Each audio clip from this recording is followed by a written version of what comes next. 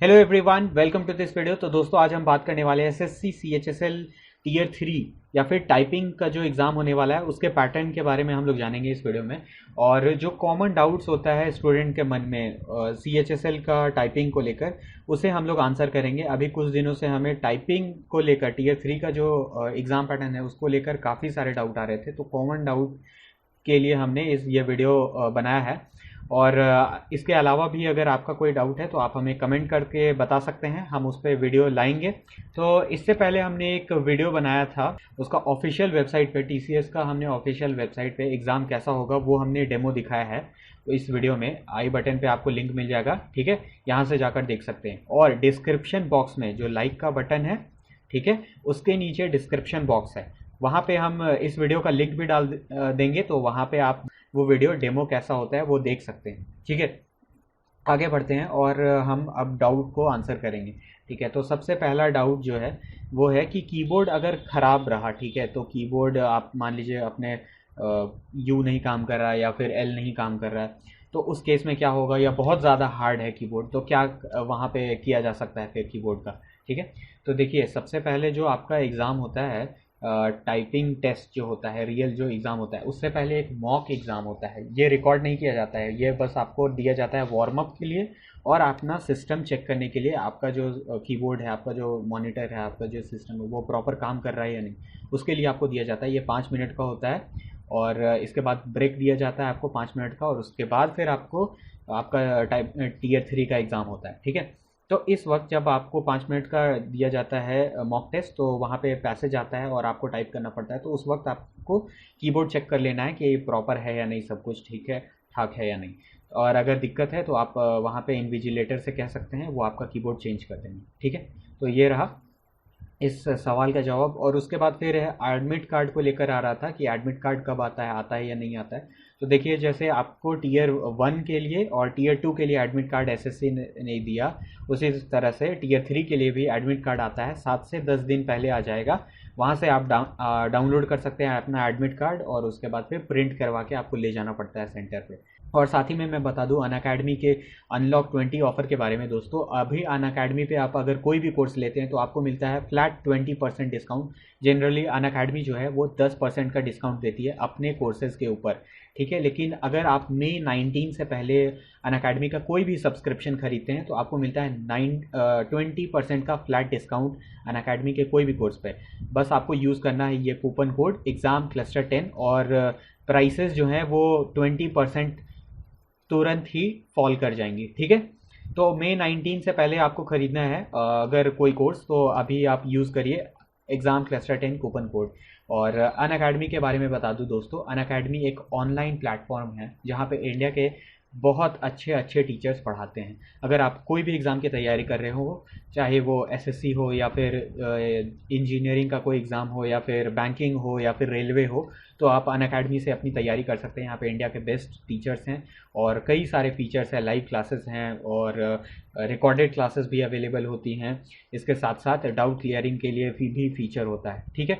तो वापस आते हैं हम अपने वीडियो पे, और इसके बाद फिर हम बात करेंगे की डिप्रेशंस पे और स्पीड पे। तो कितना की डिप्रेशंस चाहिए होता है, तो देखिए, आपको जो स्पीड चाहिए होती है इंग्लिश के लिए वो है 35 वर्ड्स पर मिनट, और हिंदी के लिए जो स्पीड मांगा जाता है वो है 30 वर्ड्स पर मिनट, ठीक है। लेकिन आपको ये स्पीड नहीं रखना है, आपको वहाँ पे जो एग्ज़ाम का जो माहौल होता है और जो कीबोर्ड आपको वहाँ पे टीसीएस का होता है वो थोड़ा सा हार्ड होता है। तो कुल मिलाकर आपको ये 35 वर्ड्स पर मिनट नहीं, आपको चाहिए 40 वर्ड्स पर मिनट। घर पे जब आप प्रैक्टिस कर रहे होते हो तो आपको 40 वर्ड्स पर मिनट तक का स्पीड ले जाना है, तब जाके आपको एग्ज़ाम सेंटर पे आप 35 वर्ड्स पर मिनट टाइप कर पाओगे, ठीक है। तो इस तरह से टाइपिंग टेस्ट के लिए प्रिपेयर करना है। और अगर की डिप्रेशंस के लिए बात करें हम लोग, जैसे एप्पल है, ठीक है, तो इसमें 5 कैरेक्टर्स हैं, APPLE, ठीक है। तो अगर की डिप्रेशंस या कैरेक्टर्स के रिस्पेक्ट में बात करें तो आपको 10,500 की डिप्रेशंस पर आवर का स्पीड चाहिए होगा, ठीक है। आप ध्यान दीजिए, यहाँ पे मैं 1 घंटे का बात कर रहा हूँ। और हिंदी के लिए 9,000 की डिप्रेशंस पर आवर मांगा जाता है। और इस स्पीड के लिए आपको दिया जाता है 10 मिनट का टाइम, ठीक है। तो आपको 10 मिनट में जो पैसेज दिया जाता है आपको टाइप करना होता है, ठीक है। और इसके बाद फिर लैंग्वेज को लेकर डाउट रहता है काफ़ी लोगों के मन में कि क्या हिंदी और इंग्लिश दोनों ही में टाइप करना पड़ता है। तो नहीं, देखिए, जो आपने लैंग्वेज हिंदी और इंग्लिश दोनों में नहीं टाइप करना पड़ता है, आपको किसी एक लैंग्वेज में टाइप करना पड़ता है। और दूसरा कि हिंदी या फिर इंग्लिश, ये जो है ये किस में टाइप करना पड़ता है, ये आपने भर भर दिया है।